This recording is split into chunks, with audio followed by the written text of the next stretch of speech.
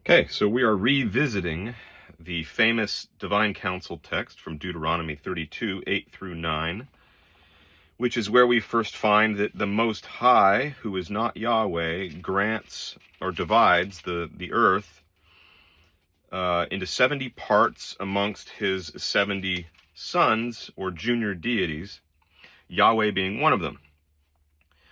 Yahweh receiving his portion, Israel or Jacob. Now, Yahweh is very adamant about the fact that he is the Most High God throughout the Torah. So we have to ask ourselves how those verses would have made it into the text.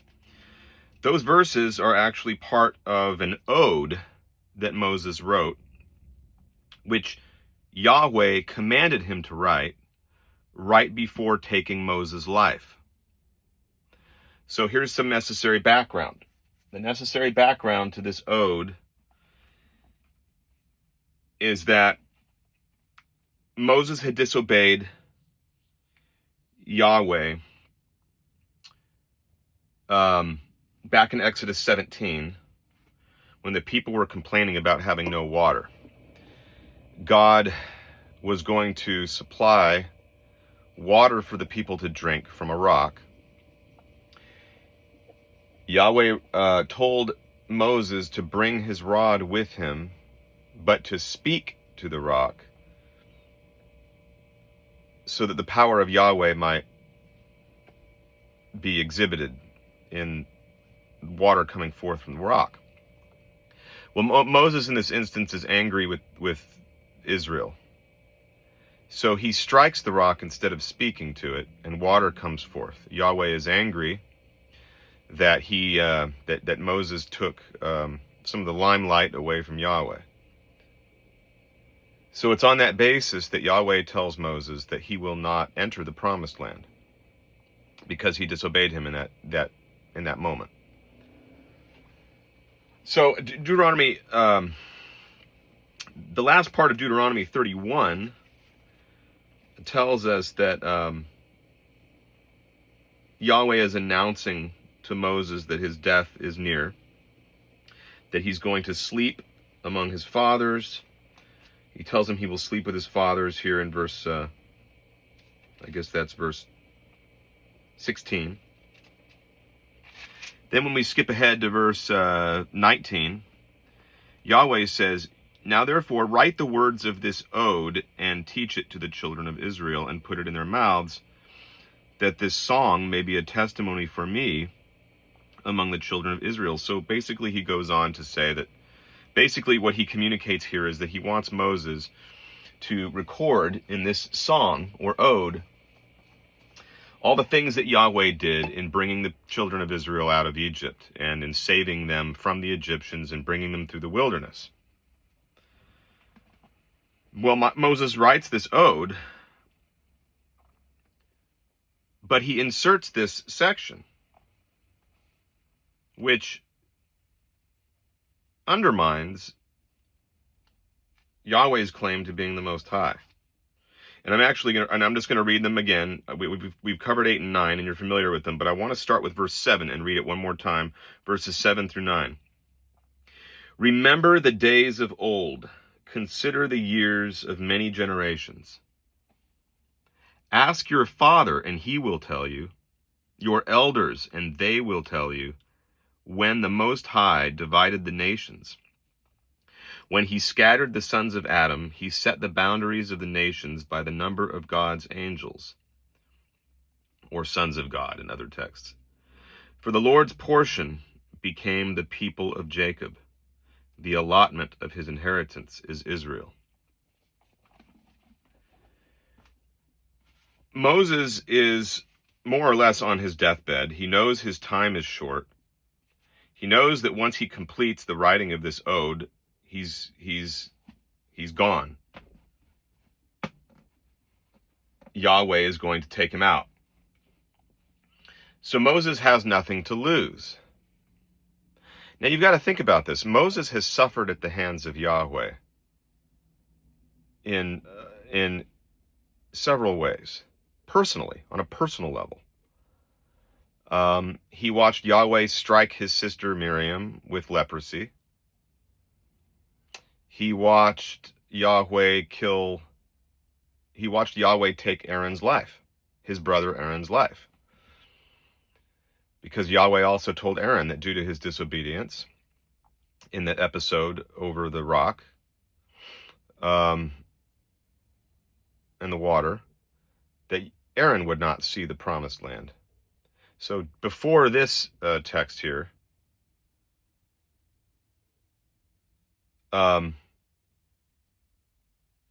before Moses' death,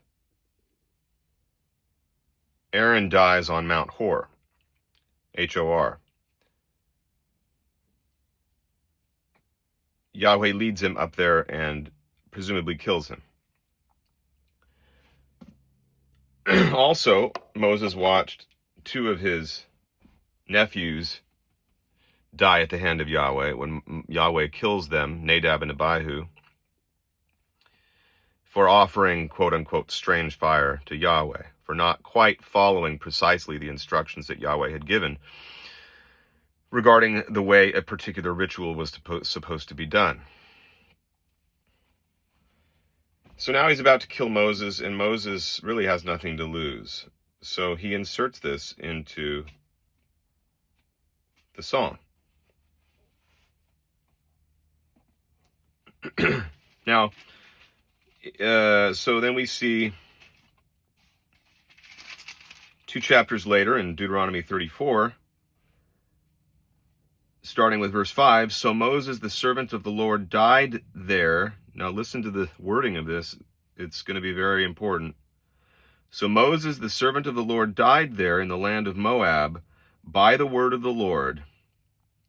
Then he buried him, meaning the Lord, buried him, Moses, in a valley in the land of Moab, opposite Beth Peor. But no one knows his grave to this day. So Yahweh kills Moses and then buries him in an unmarked grave. He doesn't want Moses to be found.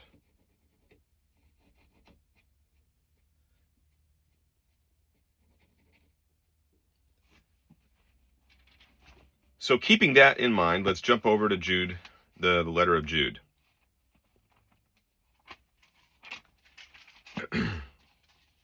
Jude communicates a story that, according to Origen, originally came from an apocryphal work. Origen says it comes from a book called The Ascension of Moses, a book we no longer have. It's lost.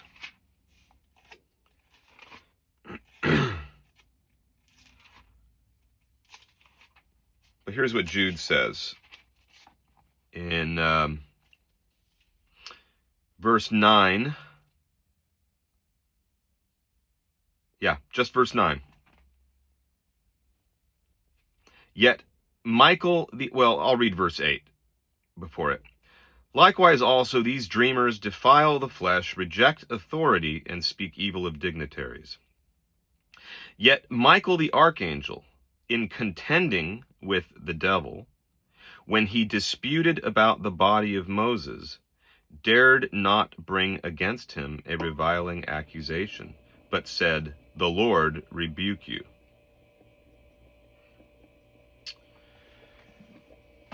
So we don't know where this came from originally. Origen claims it came from a work called The Assumption of Moses, a work that is no longer extant, so we can't look it up. This is the point I need to make, the kind of central to this video. Whether or not that tradition regarding Michael's contention with the devil over the body of Moses, whether or not when it was originally written, whether it was intended to convey that Yahweh was the devil or not, nevertheless, it's a tradition. It was a tradition among the Jews.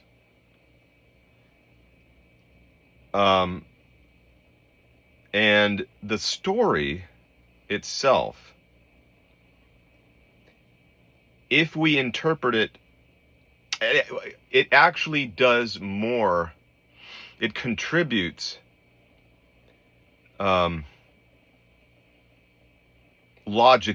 logically, to the theme and narrative we are attempting to make here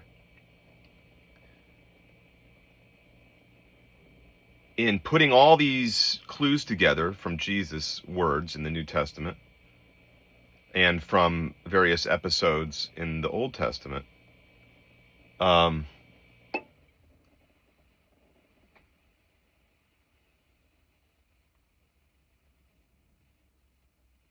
Jude actually does a lot to serve our cause, this verse. Why would Moses be so important? Why would Moses' body be so important to the Archangel Michael that he would contend with Satan, meaning Yahweh,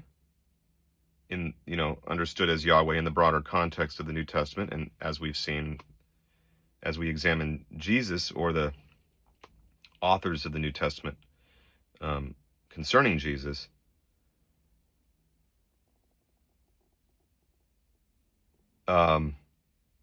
it actually serves the purpose of communicating why Jesus would have needed Moses.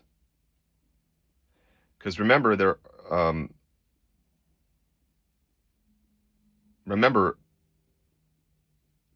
by the mouth of 2 or 3 witnesses, a matter is established according to the law. Moses and Elijah are 2 very important figures for Jesus. He needs 2 witnesses. And what does he need those 2 witnesses for? I would say he needs those 2 witnesses representing both the law, i.e. Moses, and the prophets, i.e. Elijah, to bear witness or to testify to the fact that Jesus has successfully fulfilled the contract that Yahweh made with Moses over the people of Israel. And that the prerequisite for Jesus releasing Israel from the bondage of Yahweh's rulership over them was Jesus' keeping of the law. That's why there's this dispute over the body of Moses, because Jesus needs Moses. And remember, Elijah doesn't die. He's taken up in a heavenly chariot. What we argued earlier was most likely a UFO. We think this is what Yahweh would have ridden around in, since we contend he was a physical being, not a transcendent, truly supernatural entity.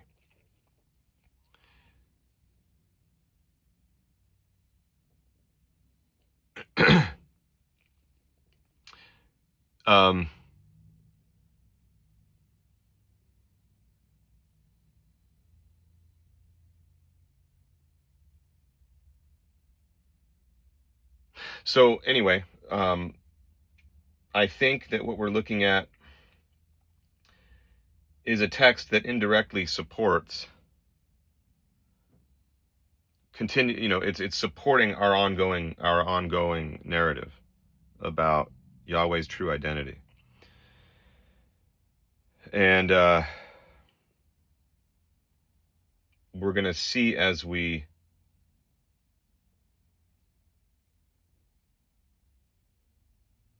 cover the first part of Matthew 5 together with Revelation 5, that there indeed was a contract that Jesus had to fulfill in order to release the Israelites from bondage to the law or to the old covenant under Yahweh. All right, that's all I have for this video. Hopefully you're keeping up. I've been recording quite a few.